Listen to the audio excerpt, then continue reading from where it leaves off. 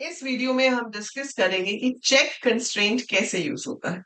अगर आप एसक्यूएल को माई एसक्यूएल इंटरफेस में यूज कर रहे हो तो check might not work properly, but अगर आप इसको और किसी डीबीएमएस में यूज कर रहे हो तो वो आपका प्रॉपर वहां पर आपको रिजल्ट्स देगा।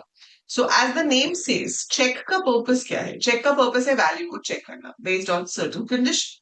सो अगर आप एक टेबल बना रहे हो और आप उसमें चाहते हो कि एक रिस्ट्रिक्शन ऐड करो कि भाई इस तरह की वैल्यू ही ऐड हो सकती है, बेसिकली हमारे पास एक टर्म होती है डोमेन ऑफ एन एट्रीब्यूट। ठीक है, डोमेन ऑफ एन एट्रीब्यूट का मतलब क्या होता है? डोमेन ऑफ एन एट्रीब्यूट का मतलब होता है कि आपके पास एक कॉलम है और उस कॉलम के अंदर क्या पॉसिबल सेट ऑफ वैल्यूज हम अलाउ करना चाहते हो।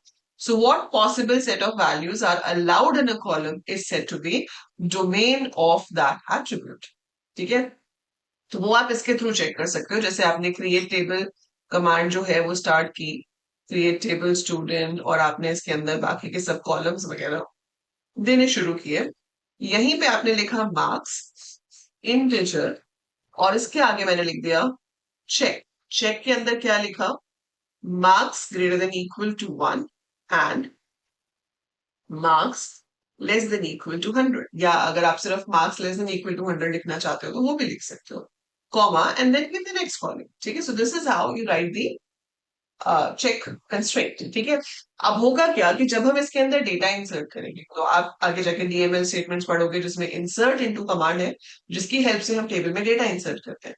सो अगर तो वो डेटा इस कंडीशन को सेटिस्फाई करता है, मतलब अगर आपके मार्क्स 1 से 100 के बीच में है तो वो एक्सेप्ट हो जाएंगे और टेबल में स्टोर हो जाएंगे।